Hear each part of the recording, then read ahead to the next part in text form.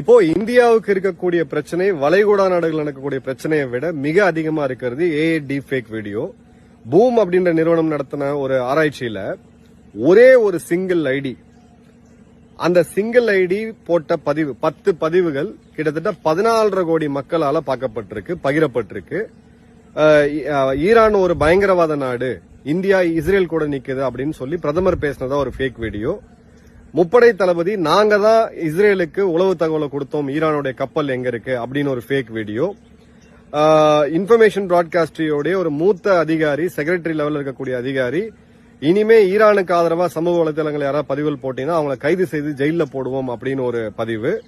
அதே மாதிரி பாத்தீங்கன்னா ஹைதராபாத்ல ஃபியூவல் ஷார்டேஜ் ஏற்பட்டுருச்சு, நாளையில இருந்து பெட்ரோல் விலை 500 ரூபாய்க்கு போக போகுதுன்ற ஒரே ஒரு சோசியல் மீடியா பதிவுல கிட்டத்தட்ட 3000 கிலோ லிட்டர் வித்துக்கிட்டு இருந்த ஹைதராபாத்ல அன்னைக்கு ஒரு நாள் மட்டும் பாத்தீங்கன்னா அப்படியே டபுள் ஆகி 6300 கிலோ லிட்டர் அளவுக்கு போய் அவங்களுடைய காவல்துறை கமிஷனர் அவர்கள் எச்சரிக்கை கொடுத்து அவங்களோட மொத்த அரசாங்க மிஷினரியும் ஸ்தம்பித்து போகக்கூடிய அளவுக்கு இன்னைக்கு ஒரு நிலைமை இருக்கு. அப்படின்னா இந்த ஏஐ டீப் ஃபேக் வீடியோ தான்.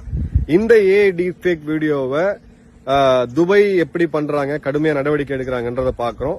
நம்மளுடைய இன்ஃபர்மேஷன் பிராட்காஸ்ட் மினிஸ்ட்ரி இந்த 14.5 கோடி முறை இது பகிரப்பட்டு எல்லாம் பட்ட பிறகு இது ஃபேக்ட் செக் பண்ணி இது போலின்னு ஒரு செய்தி போடுறாங்க. போரை விட மிகப்பெரிய ஆபத்து இந்த ஏஐ டீப் ஃபேக் வீடியோஸ். அரசாங்கம் என்ன செய்யறாங்கன்றது தெரியல.